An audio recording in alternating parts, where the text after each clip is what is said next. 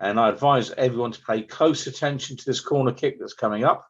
Well, corner plays short. Bowen on the ball on the edge of the box now, puts it in. And, does somebody get a head on it? But it's a goal to West Ham. It's 1-0 West Ham United.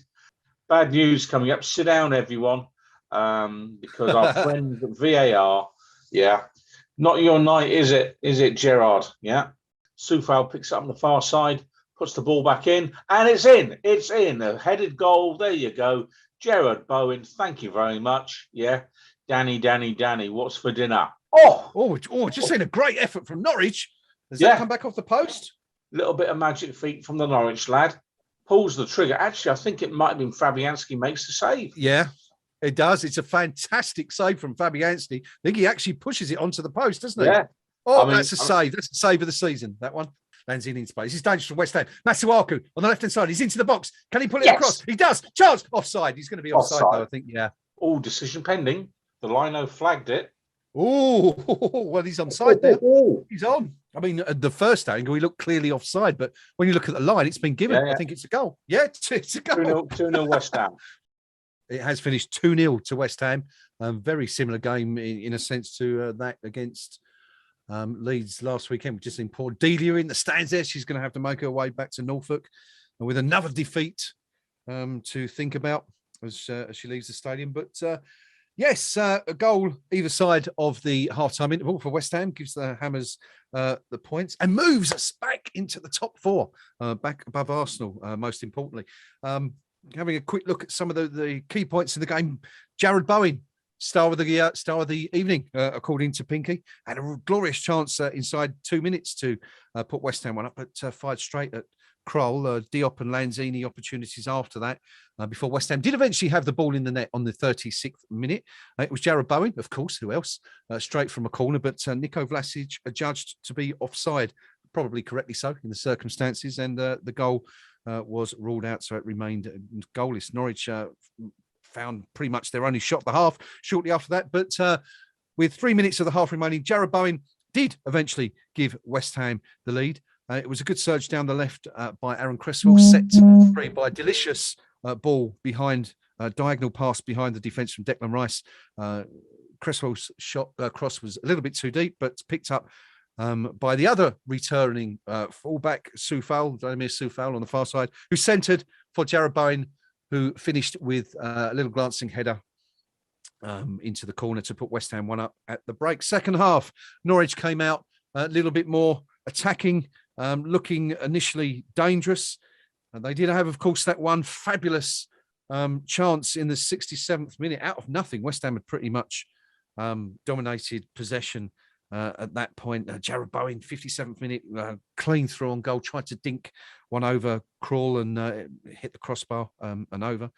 Just after that, he had a shot which grazed the post and was deflected out for a corner. But Lucas Fabianski, you could argue to some degree, probably saved West Ham at that point. It was Ida who cut inside from the left-hand side and fired a shot that was destined for the left-hand corner, and Fabianski had absolutely nothing to do throughout the game. Moved across to his left and got a fantastic touch on it to push the ball against the post and keep West Ham ahead at that point. Bit of a wake-up call, really, for the Hammers, who never really looked back, to be fair. After that moment, there was an opportunity for Norwich shortly after that didn't really threaten. A flurry of substitutions followed. And then West Ham, of course, did indeed have the ball in the net for a second time, just after, in fact, we'd hit the bar again. No, it wasn't. Got that wrong. Actually, we had the ball in the net before we hit the bar. Antonio did hit the bar shortly after we'd scored. But Arthur Masuaku, who, as we were saying, was absolutely everywhere in that brief cameo, came on the 78th minute, involved in a lot of things, had that glorious chance to score, which he put wide of the post just before he created the second goal for West Ham. Masuaku's low cross found Bowen, and the ball was turned into the net. Initially ruled out for offside, but we believe, we'll have to have a look at another replay, but it did look like the replay suggested it was an own goal. The Norwich defender flying backwards to try and avert the centre, looked to get the touch at the same time of Bowen, and probably an own goal, though I suspect, as Pinky said, Bowen would claim it. That was 2-0 to West Ham. Antonio, as I said, got it wrong a few moments ago, had a chance to kill off Norwich with a third on the 87th minute. but the ball somehow looping up onto the crossbar with Antonio no more than 6 yards away from goal. That was it. Andrei Yarmolenko on after 88 minutes had the opportunity. Right-footed shot. First time we've probably ever seen that. Stung Krul's hands, but that was it. And West Ham, after 3 minutes of added on time, recorded a 2-0 victory and are back up to 4th place in the Premier League. Gnome was at the stadium this evening at the London Olympic Stadium watching the action. He's joining us now. Gnome, how you doing, buddy? You're already away. Good to see you've got away okay. What's your initial thoughts about what you've seen tonight? I'm annoyed we didn't get the third. That would have been 90 quid for me. But really, finishing, we've got to, finishing have been half as good as it has been in the past. That would have been a cricket score. Guilty of trying to walk it into the net a couple of times. Final ball into the box a couple of times lacking.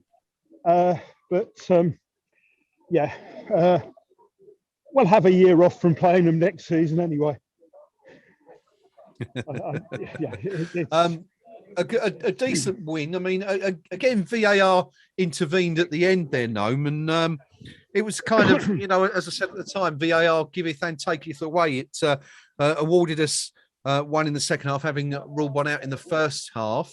Did you manage to see that at all from where you were? Because it looked to myself and Pinky that it might have been an own goal rather than the Bowen strike, that second one. Yeah, I mean, when they showed, they actually put up the grid lines on the screen, which we didn't get a good sort of 5-minute look at it, but the fact they put the grid line up suggests that the most forward part of Bowen was presumably onside. So irrespective of who got the touch, I think they decided he was onside. They wouldn't have shown the grid lines otherwise if it had just been an own goal. Although I suppose again we might have had a similar situation. The fact that Bowen was there, might have been deemed to be sufficient interference with play. Yeah, I mean, it did. I don't know what your angle was like, but it looked to all intents and purposes live from the angle on the TV that it was clearly offside. But of course, as VAR revealed shortly afterwards, he was bang in line with the defender when the ball came across. Yeah, I mean, if he was level with the defender, he's onside. And as I say, they did put up the grid lines. I didn't look at it for too long, but I'll have a look when I see the highlights later. But clearly, he was sufficiently onside for him to award the goal. So Sodom. Indeed. Happy with what you've seen tonight? Did you get your money's worth? 2.5 cheers. I think we it's a game where Pinky mentioned earlier on when I was listening on the way in that it's going to be fine margins that qualify you for the Champions League this season, including goal difference. And really the opportunities we created there, that was more than a 2-0. But again, I guess it's a measure of how far we've come that we're sort of moaning that we haven't got a hatful. Yeah, we've won a game, and I'm happy. Yeah, obviously good result. But could have been better. But can't complain. Not complaining at all. Can't complain. Pinky, other than the 90 quid that I didn't win. Other than the 90 quid, I didn't funny win. enough, complain about that. Well, if we'd have known, it might have been a different story here on the stream, because both Pinky and I were absolutely urging West Ham not to score a third goal, because of course it's not been our favourite scoreline in recent months. So apologies for that if we had any part to play in the gods not securing a third goal. But let me go to Pinky now. Your post-match thoughts on that, Pinky. West Ham United 2, Norwich City 0. On paper it looked like a fairly easy game. That's pretty much how it turned out. Norwich 1 or 2 scares, but didn't really threaten, did they, overall? No, they didn't. But let's be honest here. This is exactly the sort of game where in years gone by we wouldn't have had quite enough about us to go on to win it. We'd have just meekly had a 0-0 at home. There'd have been boos ringing around the ground, and the following morning, no one could remember a thing about the match. So the difference is made now having a manager say, go and win. And let's be clear about all this. We've scored 39 goals in the league this season. Yes. Yeah, we're banging them in at a rate very, very near to yeah. And that is what the teams that finish in the top 4 or 5 places do season after season. Yeah. You know, 21 games in, we are 6 points behind Chelsea. Yeah. And if you'd said to pretty much any West Ham United fan, there'll be a gap of only 6 points between us and Chelsea after 21 games. Yeah. They'd have said, don't think so, son. You know, so we are doing okay. Yeah, Man City, they're over the hills and far away. Yeah. But this talk that it's just about the battle for 4th spot. Well, actually, I think there's probably 6 teams battling for anywhere from 2, 3, 4, 5, and 6. That sort of area. I think there's runners-up spots up for grabs. I think the 3rd spot's up for grabs. You know, the African Cup of Nations. You know, Liverpool have lost quite a bit of firepower to that competition. So they might drop points over the next month. You know, Chelsea, they're missing their fullbacks big time. They really are. And they've got their issues. So, you know, without getting too carried away, again, if I was David Moyes, I'd be ramming the pressure, the point home. You know, who says we're fighting for 4th? It might be 3rd, it might be 2nd.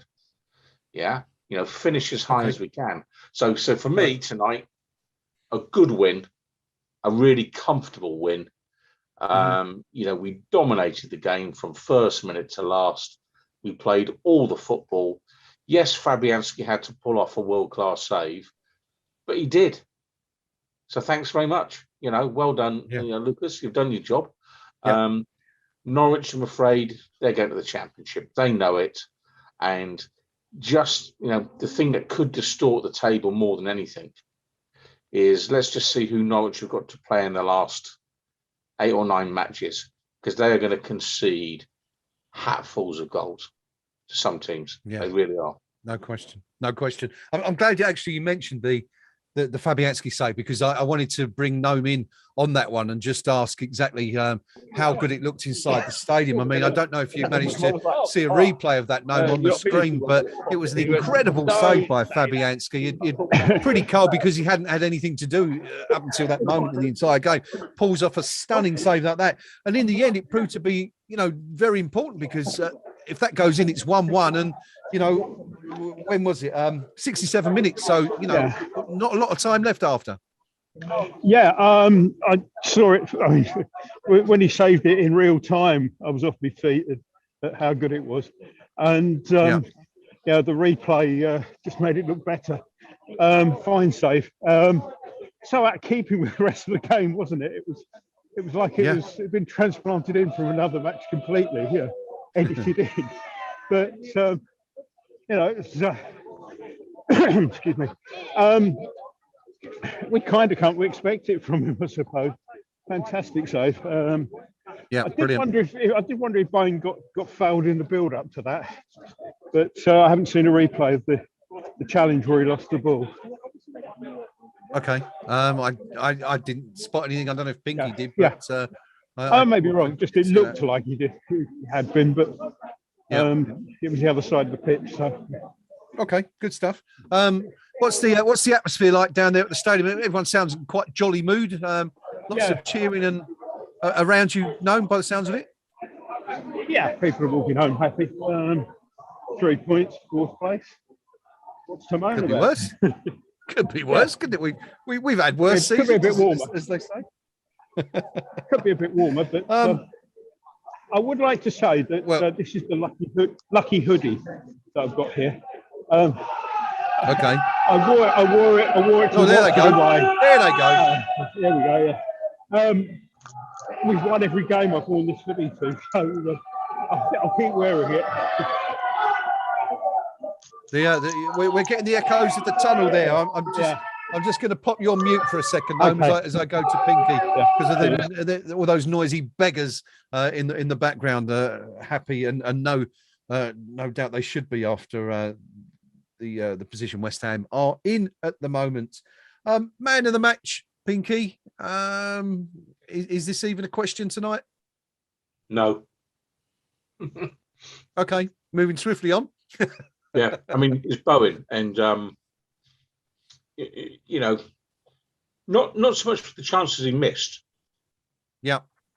For me, it was the fact that he's getting into the right positions where he could score a goal. Yeah. Yeah.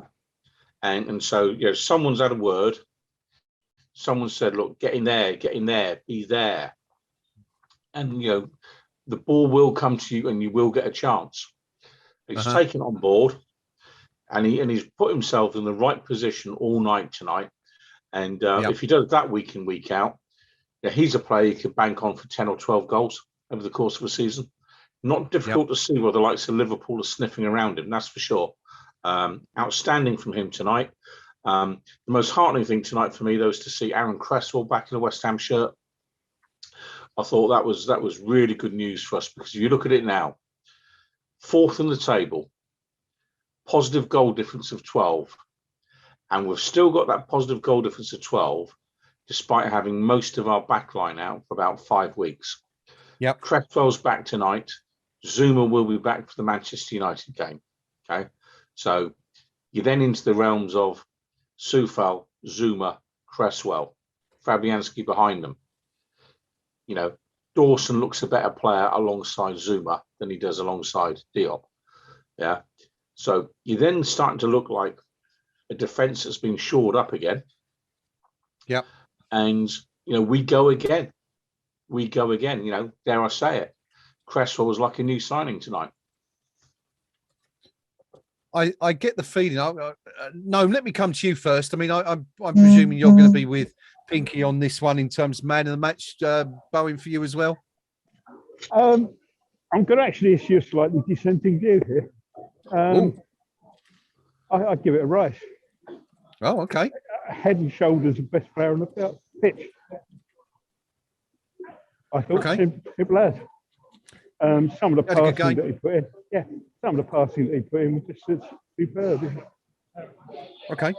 I mean, I've got to say, I think Cresswell's influence tonight was considerable. I thought he made a real difference, and I think in any normal game, and by normal I mean when we haven't got the quite incredible Declan Rice playing and Jared Bowen playing one of the games of his life, I think he would have been a really good shout for man of the match tonight. You've got to go for Bowen, haven't you? Really, he's had a fantastic night. He's had the ball in the back of the net 4 times. Could have had 2 or 3 more. Really, it was that sort of game. Pinky, you mentioned Brian Deere. It could almost have been a Jeff Hurst against Sunderland. To be fair, it was a ridiculous game for Bowen. The chances that fell to him, but. I'd also like to give a little shout to Arthur Masuaku. Amazing 15-minute cameo. Mr. Absolutely did completely the wrong thing. Tried to emulate his goal against Tottenham, and then laid on a second goal, got an assist. So just for comedy value, I think I'll give Masuaku a shout in that. Let's come to a couple of our players that have been the subject of much debate. One especially on here. We'll start with him. Issa Diop tonight. Pinky, I'm going to come to you because you're one of his more outspoken critics. Is it the sort of game that you can really make a decision on his ability, and how did you think he played tonight? No. I mean, you wouldn't judge any defender's capabilities when playing against, such limited opposition as Norwich. Clearly, in the opening minutes between him and Dawson, they made a hash of one or two things. They were like total strangers. Yeah. I'm not a huge fan of this. It's mainly around decision making. I think he has a propensity to go walkabout. I think he lacks proper physicality for a player of his size. I don't think his positional play is particularly great. He's got too many parts of his game that he would need to improve upon to be a regular starter, in my view, in the top half of the Premier League. Part of it is we overpaid, we gambled, which is what you've got to do sometimes. You've got to do it. And defenders that can play in the left side of a centre-back partnership are a rarity. So sometimes Sure, you've got to take a bit of a punt to see can he or can't he. Unfortunately, I don't think Issa is going to make it. That's just my view. All right. But he's young Okay. enough to come back and haunt me. You know, he's exactly the age profile where he can move on from West Ham to another Premier League club and have 8 or 9 spectacularly good years. Yeah. It's a fine line. Good stuff. For my money, not for me. No. Yep. Okay. Gnome, Issa Diop tonight had a fairly comfortable evening, didn't he? Did pretty much what he had to do. There was one point Pinky pointed out. I think it was the first half, 35 passes, 33 successful passes. Of course, we don't know whether they were 1-yard passes or 40-yard passes, but there was a few times in the second half where he, made good contact, found players in different positions. What was your overall assessment of his performance tonight? Yeah, largely unemployed, wasn't it? Sorry, don't hear that. Largely unemployed, I thought. Really, yeah, just that's better. mopping up at the back, then got the ball, just laid it off to someone better. That's all he could do. Yeah. Really. That's all he had to do. Did it well enough. Really. Yeah, there's a couple of iffy moments with Dawson early on, but no, you can't really sort of judge anybody. It's Norwich, really. Okay. Yeah, they really work. That said, I am going to ask you to judge at least one other player tonight that, again, has sort of been the subject of, much debate in the last few months, and that's Nico Vlasic. £30 million signing in the last transfer window, came in on the final day or the final week of August. The summer transfer window hasn't really, set the place alight. Chances have been limited, but he's got a real opportunity to sign now with Said Benrahma away on international duty for the next few weeks, potentially. Had a really good game against Leeds, didn't he? Was many people's man of the match. What did you make of him tonight? Good in parts. Went down, again, I think one occasion against Leeds and a couple of occasions tonight. Went down a little bit too easily for my liking. No, have a word with him, will you? But worked hard though, a lot of running back, a lot of backtracking to win the ball back. Just beginning to show signs, a little bit like Fornals. Took a while to head in, didn't he? But when he did, yes. Similar sort of situation. Okay, they're off again. The happy hammers are off again. Pinky, Nico Vlasic. Good performance. We were a little bit critical of his ability to stay on his feet, weren't we, in the first half? Yeah, and the dying swan impersonation that he did, he should be embarrassed.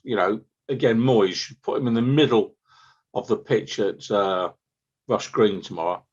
Get all the other players to stand round him for a full minute and just laugh at him and say, "Not here, please." We don't do that at West Ham because it's got no class. There's no class about winning penalties, doing that sort of thing. But what I would say, and this is the other side of the coin, there is a place for a player who can get his body position in the right area so the other player fouls him to win lots of cheap free kicks in the opposition's half. And Teddy Sheringham made a career out of that. He absolutely made a career out of winning cheap free kicks that then created opportunities, all legitimate. And that's intelligent play, whereas the just taking a dive is just outright cheating. So Vlasic has it within him, I think, to win lots of clever free kicks in the right part of the field. The other thing I think he does well, he's a very busy player. He looks to do things. He looks to get on the ball in the same way that Bowen does in many regards. If you feed the ball to Bowen, he will make something happen. I think Vlasic looks for it a bit more than Bowen, if I'm being honest.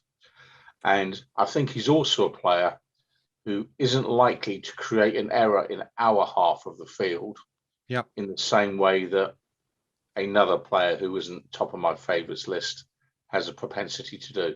I don't think he's ever going to create quite as much as that player, but he won't be as big a risk to the overall team effort. So in tight games, you pays your money, you takes your choice. Yeah. You stick one of them on, he might unlock the door. You stick the other one on, less likely to unlock the door, but less likely to give the keys to our kingdom away. So Vlasic, I like. He's growing on me. I think he's got a few weeks now where if he can start pretty much 4 or 5 games in a row, he won't be able to say, well, I was never given a chance. I think Moyes bought him for a reason. And, we do see this a year or so to settle in, get comfortable, get confident, start to believe that he actually belongs. And he could come good for us. So, yeah, quite happy with Vlasic. I think stick with him. Okay, good stuff. Very positive reports there. Let's have a quick look at the stats for tonight, because we haven't gone over those just yet.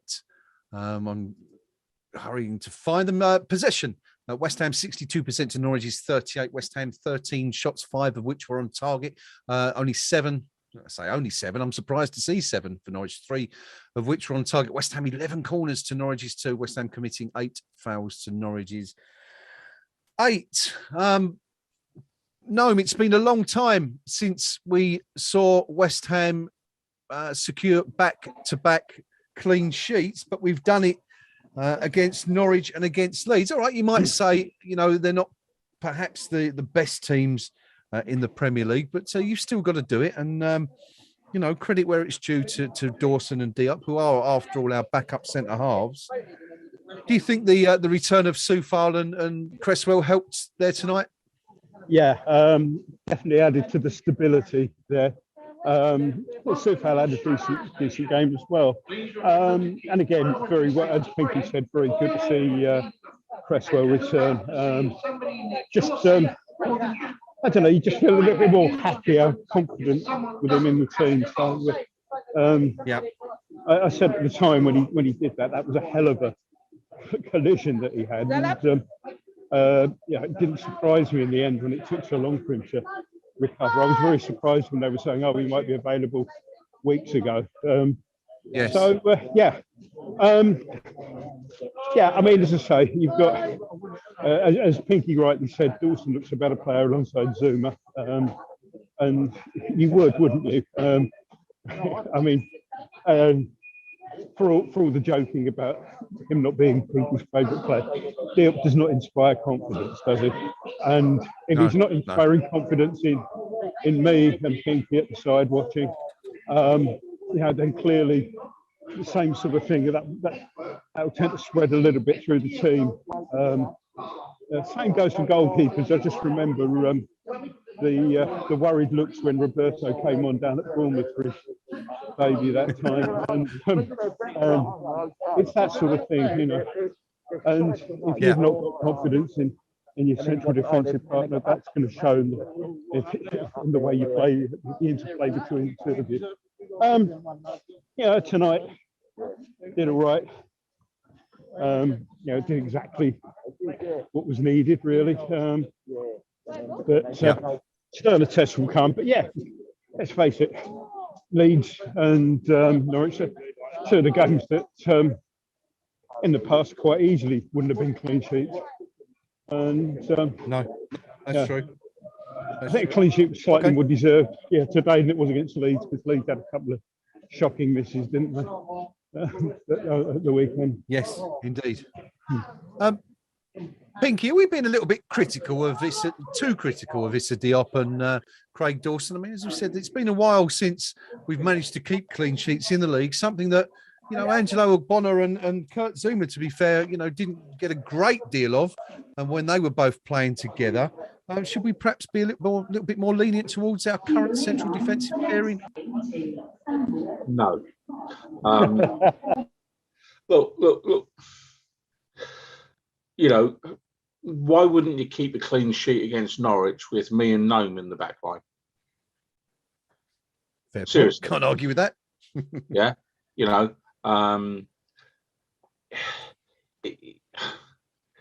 It's the fact that they don't look comfortable. The fact that they always look like they're going to give something away.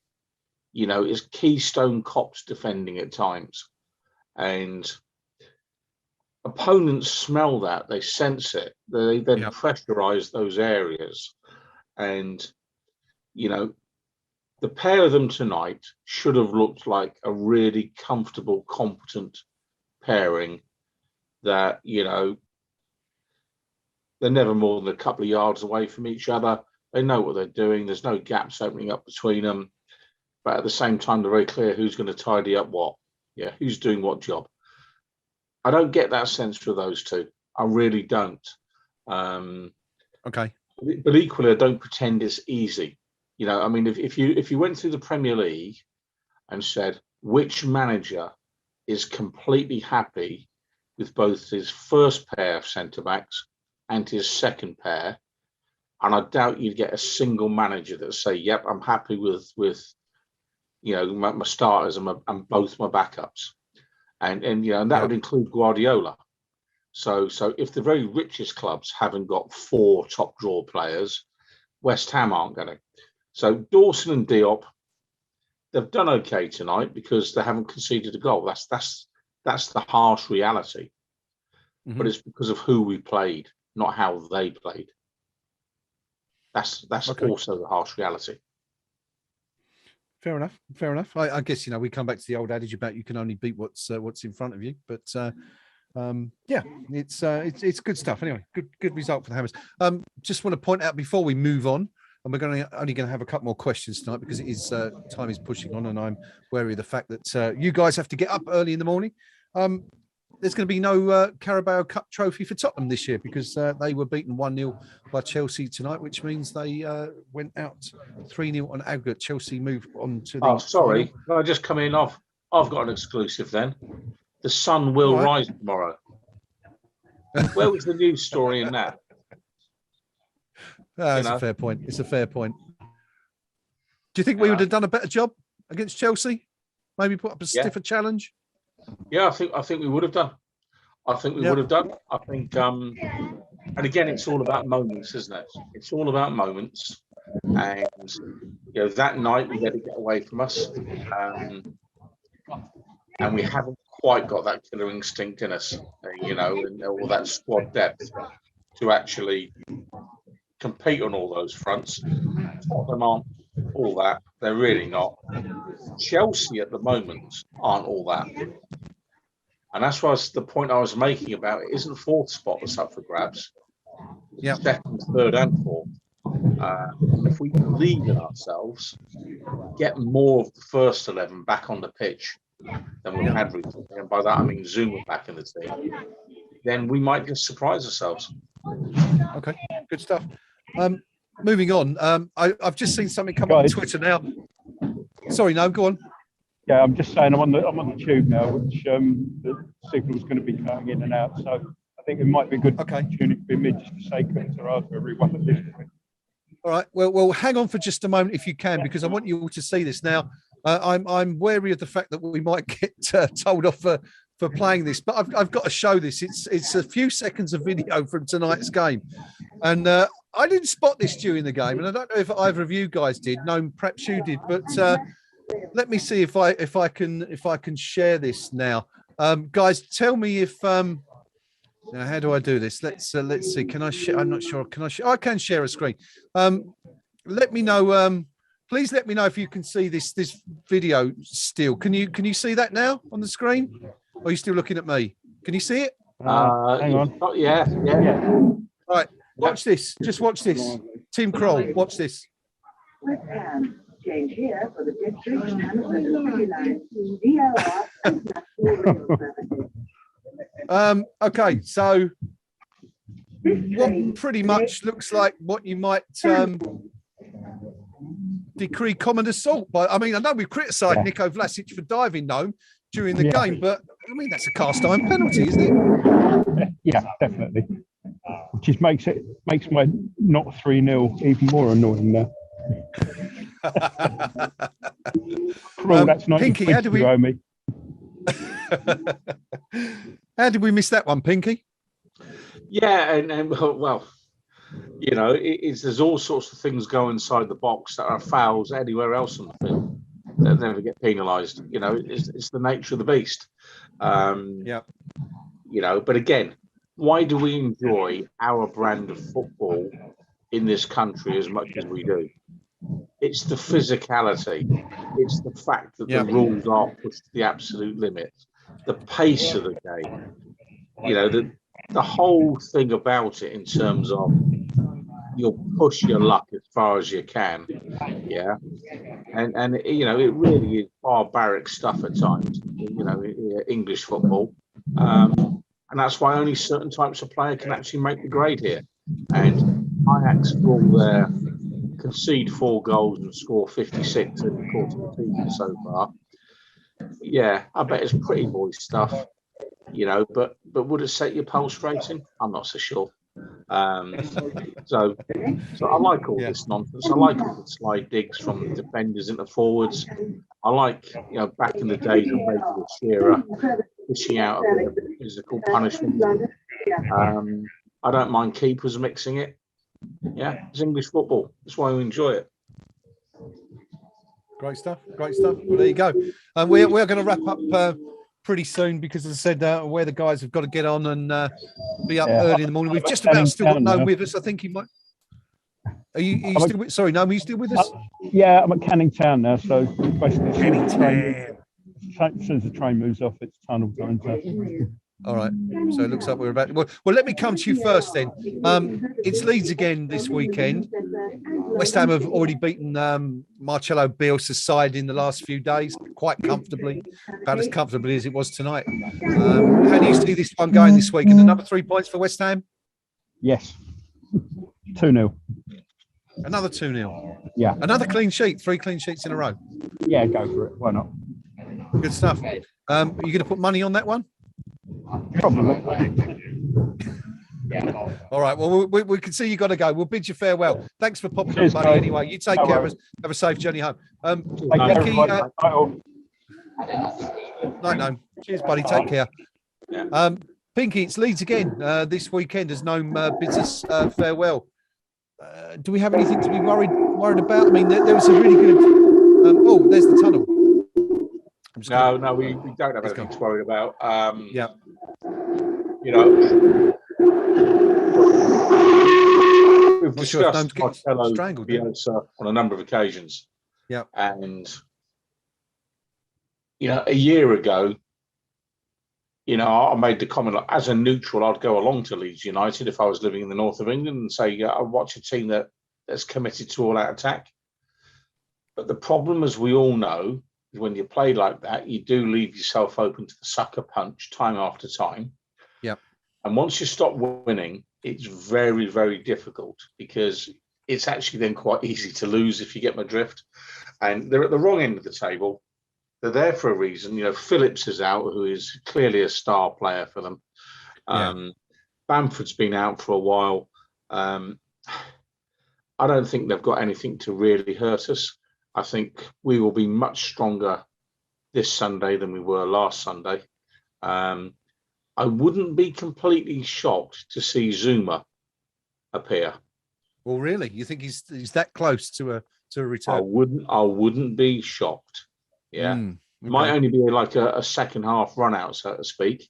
But I think as soon as he's anywhere near match fitness, I think the manager's going to get him on the pitch, because David Moyes is a very, very experienced manager. He knows the job.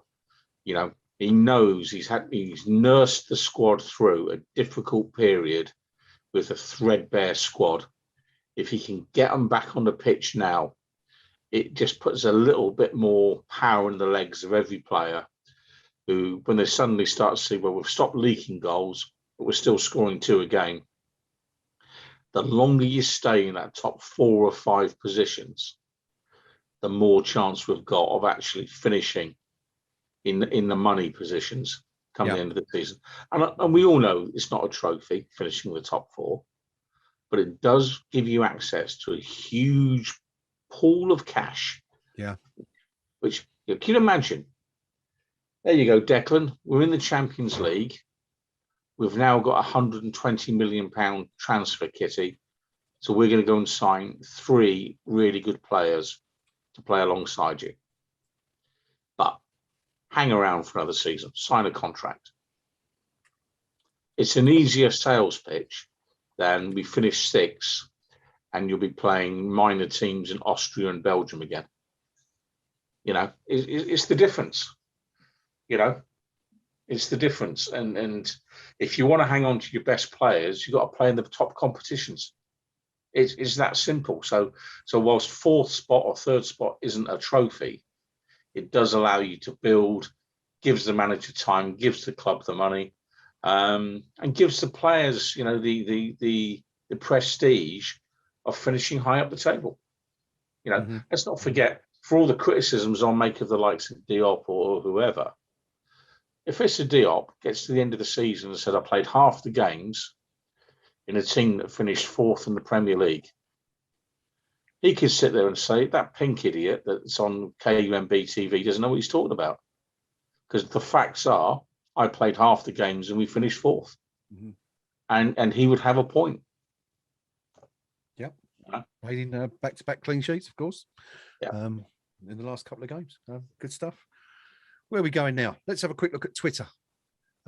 Couple of comments, and then I'll touch on some comments from the forums before we wrap up for the evening. Tony Cotty, famous former Hammer, says, great result for the Hammers. Good to get 3 points and move on to the next game. Jared Bowen stepped up again and produced another man of the match performance. Our missing man tonight, Thomas Souček, was well enough to take to Twitter, at least we presume it's him and not someone writing on his behalf, to say it's great to watch this winning performance. Thumbs up, West Ham.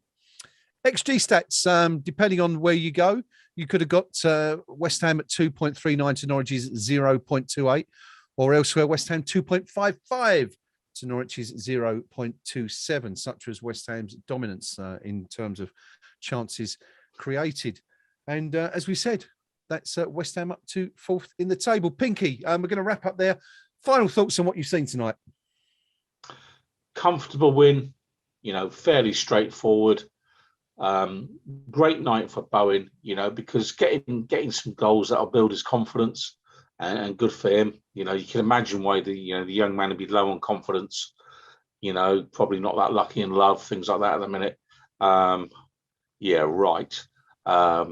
You know, no wonder he's scoring at the minute. He must feel about 10 foot tall. So, but he's you know, he's everywhere. That boy. Indeed, he's had a terrific night. But Cresswell coming back from what could have been a very, very nasty injury for him, you know, a chip bone in the back.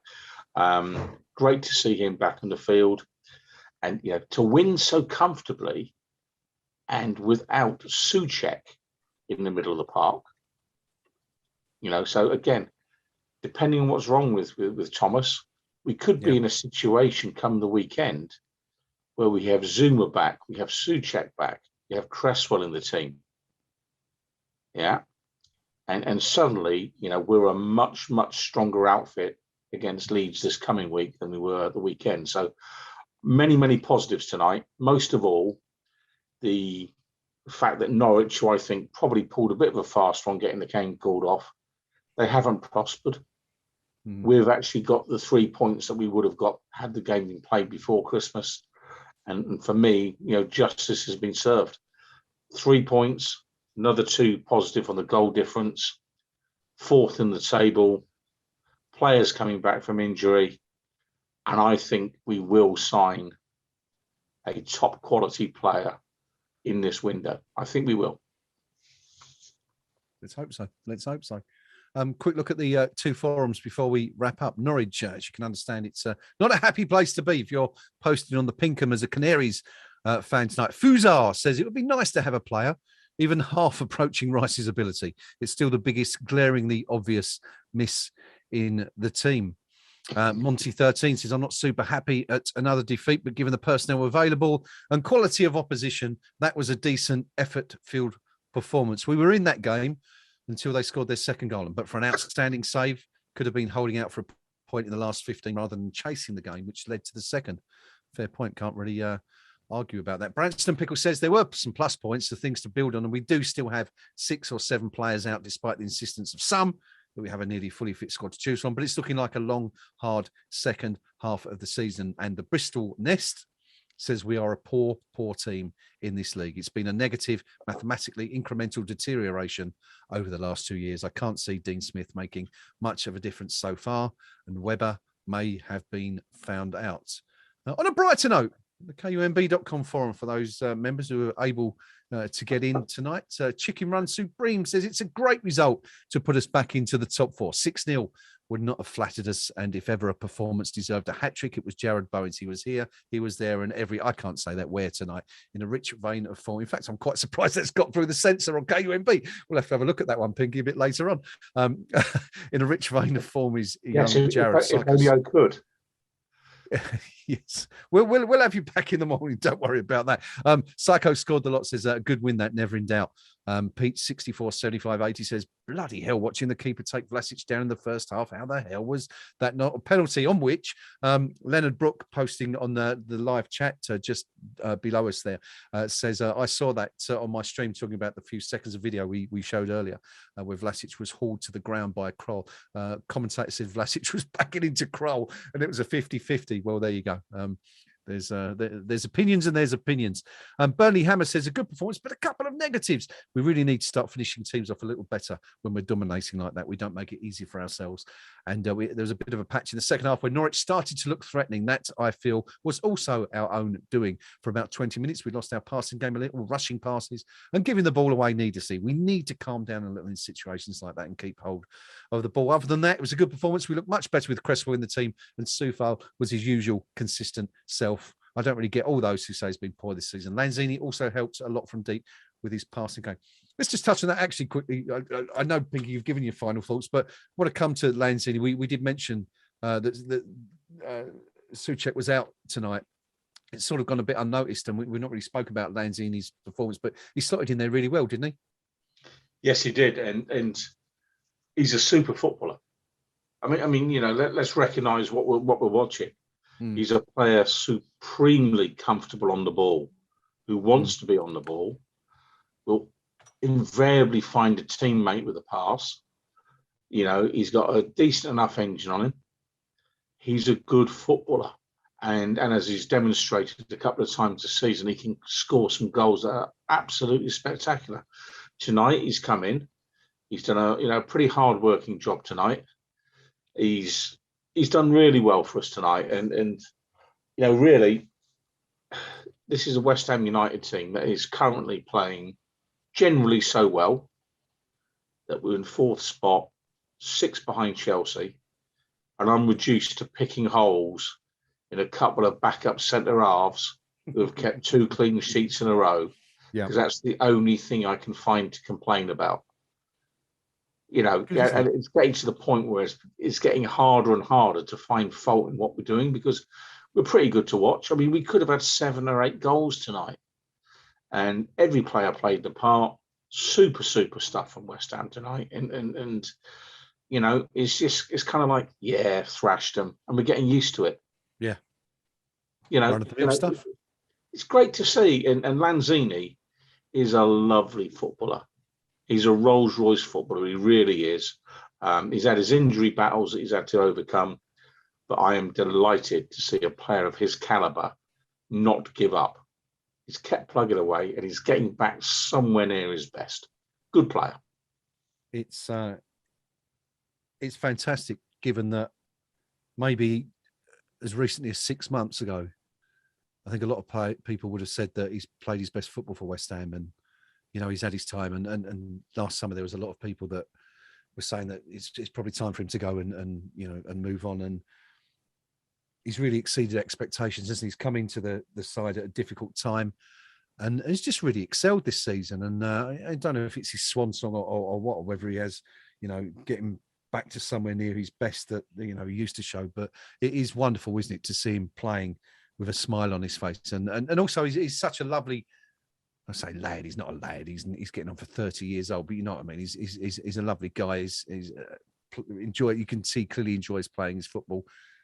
One of those who plays it for the love of the game, and not because of the dollar that he earns for it. Though I'm sure that's a nice added bonus. But can only agree completely with what you say there. It's lovely to see him back at his best. And West Ham, good place to be at the moment.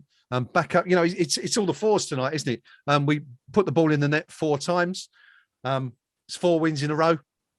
And of course, the Mighty Hammers back up to 4th in the Premier League with the points against Norwich. And an added little bonus, Spurs out of the cup as well tonight. So a good night when West Ham win and Tottenham lose.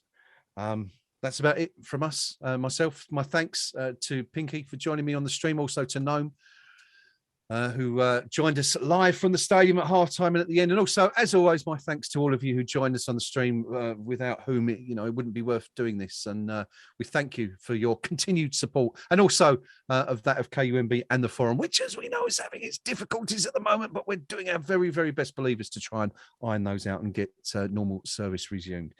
We may see you again at the weekend. We'll let you know as soon as we possibly can. But until then, and for now, West Ham flying once again, 4 wins in a row, back up to 4th in the table, with a player who, if he isn't already in Gareth Southgate's eyes for the next England squad, well, he should be. Jared Bowen, we salute you. Until then, come on, you Irons. We're here in the offices of a Late Late Show with the host of a Late Late Show, James Corden. Hi. Big West Ham fan. Yes. And big knees up Mother Brown, man. Yeah. Yeah, I'm regularly on the general discussion page. There's always someone who's got some information, so I love it. Yeah, it's great. Get on the forum at kumb.com. Come on, you Irons.